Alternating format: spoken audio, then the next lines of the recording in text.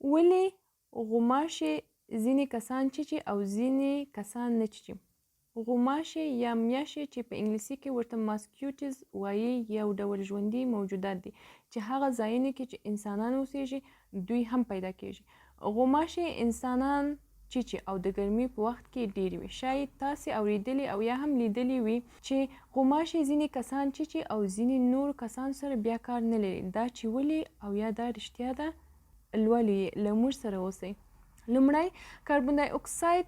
غوماشې دا وړتیا لري چې خپل اړوند چاپیریال کې د کاربن ډای اکساید شتون حس کړي. هغه کسان چې ګرمي کې ناست وي او یا تمرین کوي نو ډېر کاربن ډای اکساید بهروي. د کاربن ډای اکساید بهر کېدل غوماشو ته دا په ګوته کوي چې نږدې ځایونو کې انسان شتون لري.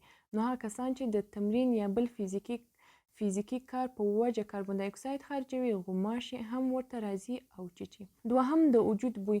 غوماشې د انسانانو د بدن له ځینو ضایعاتو سره مینه لري. د ګرمۍ په وخت کې د انسان وجود خولې کیږي او د خولو بوی د غوماشو د خوښې بوی دی. د خولو د بوی په وسیله غوماشې د هغه کس چې وجود یې خولې دي نږدې ورځي او ورته مزاحمت کوي او یا یې هم چیچي.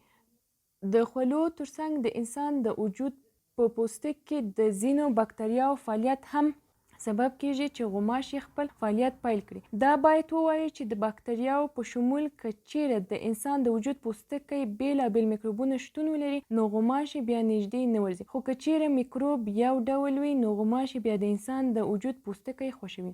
دریم رنګ. د غوماشو د خوښې رنګ تور دی. هغه کسان چې تور پوستی دي غوماشې ډېر چیچي.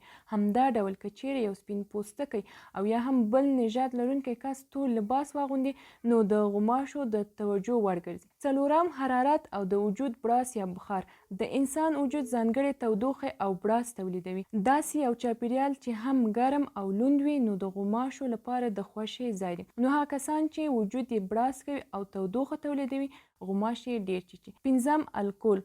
هغه کسان چې شراب څښي نو غوماشې ورسره مینه ساتي او ډېر یې چیچي. په همدې کال کې یو کوچنی څېړنه ښیي چې الکول ګټه اخیستونکي د غوماشې لخوا ډېر چیچل کیږي. حملتوب. څېړنو دا هم ښودلې چې حمل لرونکې میرمنې د هغو میرمنو په پرتله چې حمل نه لري د غوماشو په وسیله ډېر چیچل کیږي. لامل یې دا په ګوته کیږي چې حاملې میرمنې د وجود لوړ تودوخه لري. مننه.